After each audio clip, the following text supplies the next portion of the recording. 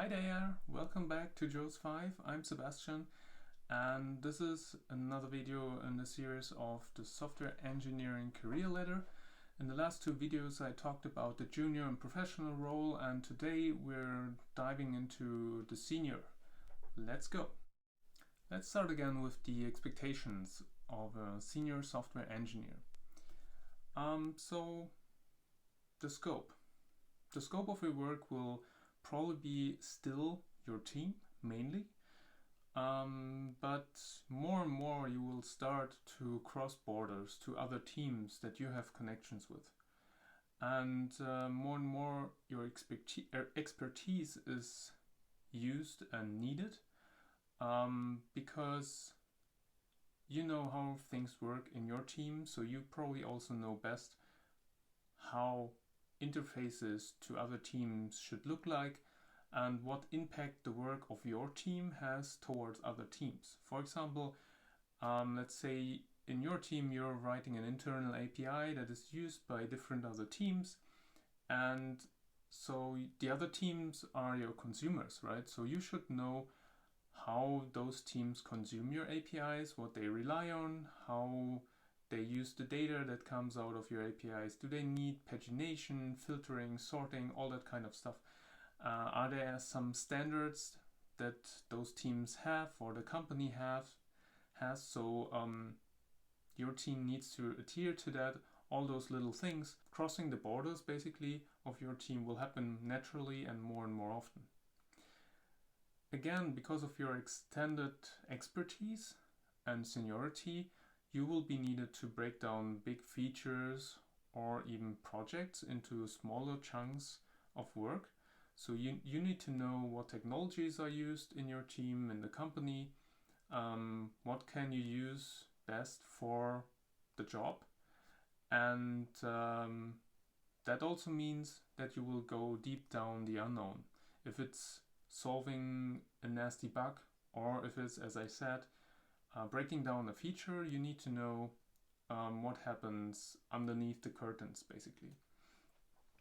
Also very helpful will be when you have an extended amount of knowledge in certain technologies that you, for example, write proof of concepts. So let's say prototypes of before you start building a feature, or the team starts building a feature, that you create a small prototype of something that's unclear, like is the performance enough, does the data structure work like that, and then you will present it to the team.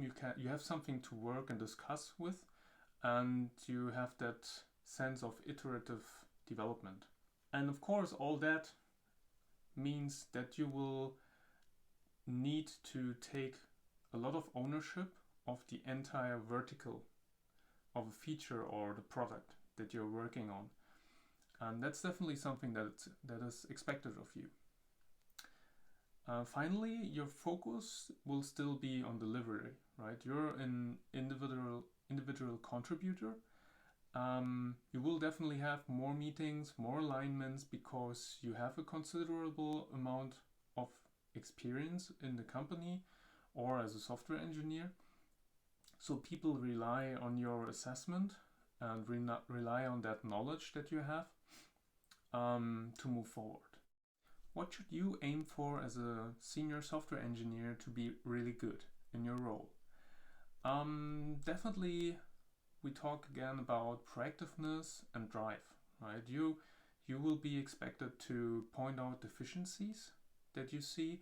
Let's say there's a point of repetition in the team workflow. Let's say to create a release, there are 5 manual steps that each developer needs to go through just to release a small change. Maybe that's something that can be automated and improved. So this is something that you should point out. And if there are people that are interested in it, you should also try to get their buy-in.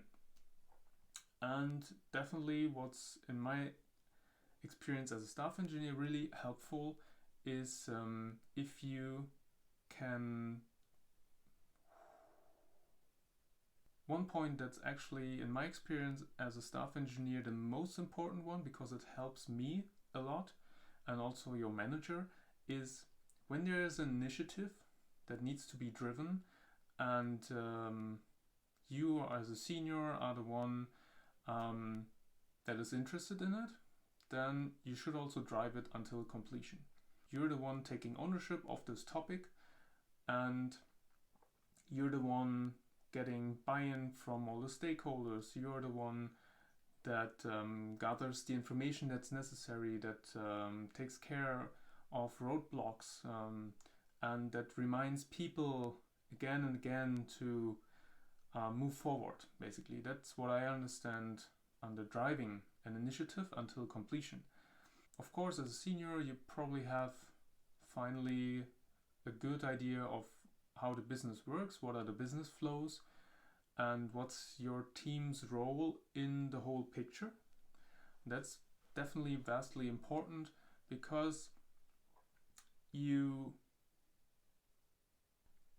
knowing how the business flows are laid out, how the business works, the people in the company work, also means you can judge better if the feature that you're going to implement is really worth it, or if it's something that we should not invest time in because it's actually not important, because maybe this use case only happens 2 times a month and it's not worth spend hours and hours of engineering time into it, because there are 10 other things that would help the company much more to be more efficient. One other aspect that in my experience is really, really important is your pragmatism and the balance of speed, of delivery and quality. This is something I remember when I was a junior developer.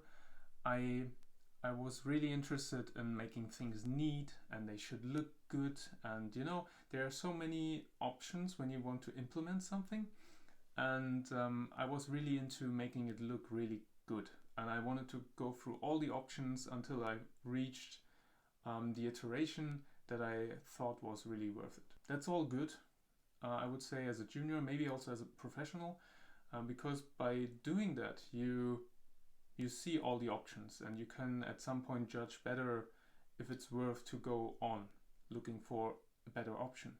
But as a senior, you should definitely have developed a gut feeling of what is good enough.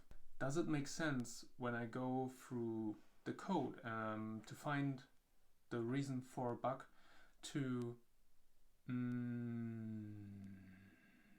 does it make sense, for example, when you look through the code, you want to find the reason for a bug and you stumble upon a piece of code that really looks horrible, but it works. So does it make sense to go back to that code once you fix that bug and make it neat?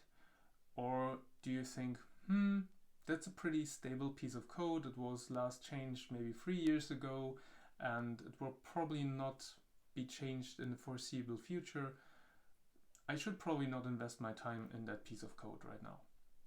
So that's what I mean when I say you should have developed by now as a senior a gut feeling of what is good enough. And the final point is mentoring. So you should understand that as a senior,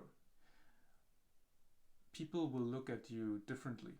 You are now a role model for a lot of other people in your team and the company, and you have a lot of experience in technologies, maybe even a lot of experience in the company with the business model, with the product and so on. So other people rely on you and other people look at you. And by now your actions will have a higher weight than before. So take this into consideration. No pressure. Let's come to the final part of this video. How can you as a senior software engineer improve? In my experience, there are engineers that definitely want to stay in that engineering track and they are really interested in all kinds of technology. So they can always find something that interests them and that they want to learn in the sense of technology. But definitely there are people that by now start to look beyond their own noses. They start looking into human psychology, for example, into team building, into team management. So everything around that topic of how can I understand the people in my team better, how can I understand how the team works good and well together. And I think that's because some engineers, they at some point just get bored of the usual talking to machines, and they're looking out for new challenges, and definitely humans and teams, groups of people, and moving those people towards a decision, for example, is a whole different story than talking to machines. That's it for today. Thanks for watching this video about the senior software engineer. What I think are the expectations towards that role, what you should aim for to be really good in your position, and also how you can maybe learn or look beyond your own nose. Yeah, thanks for watching again. See you in the comments or in the next video. Bye bye.